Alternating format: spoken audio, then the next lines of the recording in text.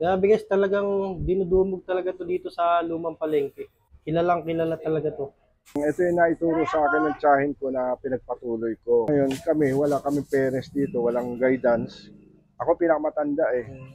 Kaya ako ang nagtuloy. Siya nga pala si Kuya Tisoy, ang owner ng legendary na palabok since 1978 sa lumang palengke sa harap ng Hall of Justice. Grabe, legendary na talaga. Namana daw niya ito sa kanyang tiyahin. Siya ang nagpatuloy ng negosyo ng tiyahin niya dahil pumunta na ito sa Amerika. Maaga nga kami gumising para kumain dito. Dahil kapag tanghali ka na pumunta, baka wala ka nang maabutan dahil sa dami ng kumakain sa kanila. 60 pesos ang palabok, 60 pesos din ang goto. Nagbubukas sila mula 6 AM hanggang 11 Kailan po AM. nag-start Kuya Tisoy yung palabok? 1978. 1978. Grabe, legendary na kuya, no? Sa tiyahin ko pa to. Yun siya ang nag-umpisa nito. Tapos ako tumutulong sa kanya. Naging dishwasher. Tapos nagpunta sila ng estate. Ako ang nagtuloy. Bata pa lang ako Kuya Tisoy, natikman ko na to. High school pa lang ako. Nung araw yun sa tiyahin ko, wala pang pwesto kasi to. Sarado yan. Puro bangketa. Lahat po nakatayo Nung lang po araw, kumakain, oo, no? kumakain, nakatayo. Pero 25 pesos lang nun. Yung palabok niya po, 25. Oo, nung araw. Pero gaplatito, hindi ganito kalaking plato. Maliit, mas malaki po. Oo, pahalo sa isang palad. Ito yung naituro sa akin ng tiyahin ko na pinagpatuloy ko kasi nga kailangan namin magkaroon ng pagkain nung araw. Kasi puro kami mga lalaki. Mga ulila na kami. Kaya ito, tinuloy ko. Dito na po kayo nakatira, no? Yun po yung kagandahan, no? Sarili niyo po yung pesto. Kasi maagang namatay yung mga parents namin. Natira kami rito magkakapatid lang. Kaya walang pagkain, walang chow. Tinuloy ko yung pagkain ng Ay, pero po nag-close na dito. Hindi naman siya nag-close. Kasi dati ako nagtrabaho ng Kamayan. Ngayon nag-resign ako doon. Ito ang tinuloy ko. Kasi nagpunta na sila ng estate. Ngayon kami, wala kaming parents dito, walang guidance. Ako pinakamatanda eh. Kaya ako ang nagtuloy. Para lang pa pang chow. Pero grabe naman po yung resulta. Dinudumog na Hindi po kayo na sa, ano to, nakilala lang to sa tiyahin ko eh.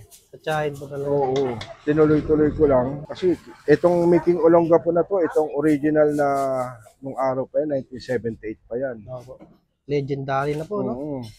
Inchik pa ang may-ari niyan, pero wala na kasi yung mga inchik eh. Hindi po Mga yan. anak-anak na lang din, apo. Napasa na po yung recipe, no? Oo. Tinuloy din nila. Yan ang nagdadala dyan, yung Making Olonga po. Okay guys, ito na yung palabok ni Kuya Tisoy. Grabe, legendary to. Kakagising lang namin, dumiretso na kagad kami dito. Kasi mabilis maubos to, kaya kailangan dapat maaga pa lang pumunta ka na dito. Mga bandang alas 9, alas 10, paubos na to. Hindi nyo na matitikman. Tsaka kagandahan dito, located to sa lumang palengke. Kaya bago kayo mamalengke or papasok kayo sa trabaho, dito muna kayo mag-almusal kay Kuya Tisoy. Kilalang kilala to dito sa lumang palengke. Kakaiba yung palabok niya, iba yung atake niya, iba yung sarap. Tikman na natin guys. Grabe, ganun pa rin yung timpla. Unang natikman ko to, high school ako. So siguro mga 15 years ago. Una kong tikim dito. Tagal na, di ba? Yung lasa niya ganun pa rin, hindi nag-iiba yung lasa.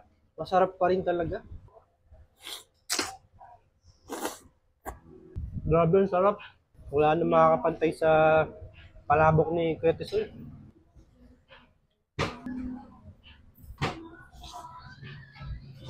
Meron din pala silang goto. Ito yung goto. Siyempre may egg yan. Ito yung nagpapalasa, ito yung nagpapasarap. Yung mantika.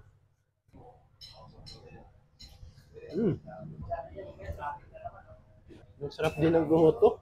Ito ngayon ko lang natikman to. Grabe, iba yung sarap nito. Balik tayo dito sa palabok. Ang sarap eh. Grabe guys, yung sarap.